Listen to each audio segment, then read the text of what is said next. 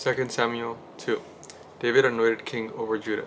In the course of time, David inquired of the Lord, "Shall I go up to one of the towns of Judah?" And he asked. The Lord said, "Go up." David asked, "Where shall I go?" "To Hebron," the Lord answered. So David went up there with his two wives, Ahinoam of Jezreel and Abigail, the widow of Nabal of Carmel. David also took the men who were with him, each with his family, and they settled in Hebron and its towns. Then the men of Judah came to Hebron, and there they anointed David king over the tribe of Judah. When David was told that it was the men of Jabesh Gilead who had buried Saul, he sent messengers to them to say to them, "The Lord bless you for showing this kindness to Saul your master by burying him.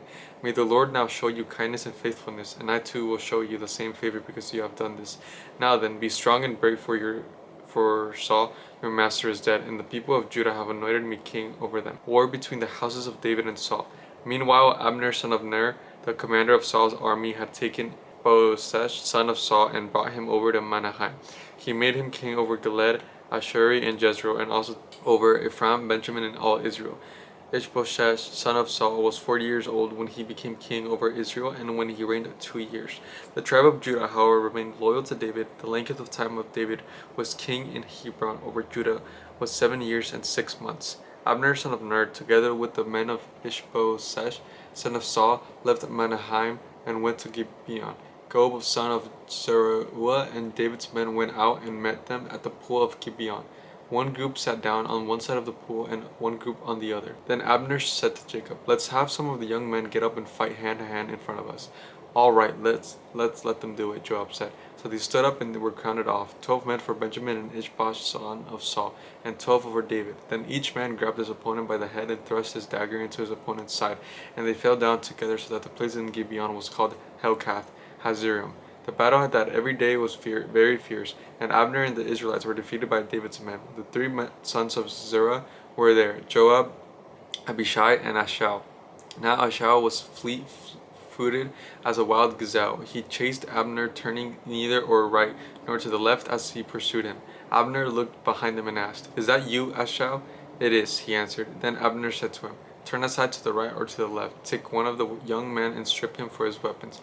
But Ashal would not stop chasing him. Again Abner warned Ashal, "Stop chasing me. Why would I strike you down?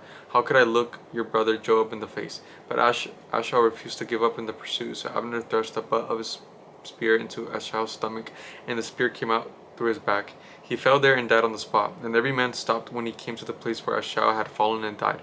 But Joab and Abishai pursued Abner, and as the sun was setting, they came to the hill of Amnah near Giah on the way to the wastelands of Gibeon. Then the men of Benjamin rallied behind Abner.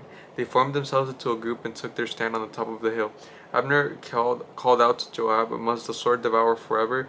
Don't you realize that this will end in bitterness? How long before you order your men to stop pursuing their fellow Israelites?" Joab answered, "As surely as God lives, if you had not spoken, the men would have continued pursuing them until morning." So Joab blew the trumpet, and all the troops came to a halt. They no longer pursued Israel, nor did they fight any more. All the night Abner and his men marched through the Arabah. They crossed the Jordan and continued through the morning hours, and came to Mahanaim. Then Joab stopped pursuing Abner and assembled the whole army besides Ashal. 19 of David's men were found missing, but David's men had killed 360 Benjamites who were with Abner. They took Ashal and buried him in the father's tomb of Bethel. Then Joab and his men marched all night and arrived at Hebron by daybreak. So if I continue reading, I'm going to stop at 3, and it's going to be uneven. And I don't like leaving numbers uneven, so I am only going to read 1, and obviously I'll be even tomorrow. But yeah. I'll catch you guys tomorrow.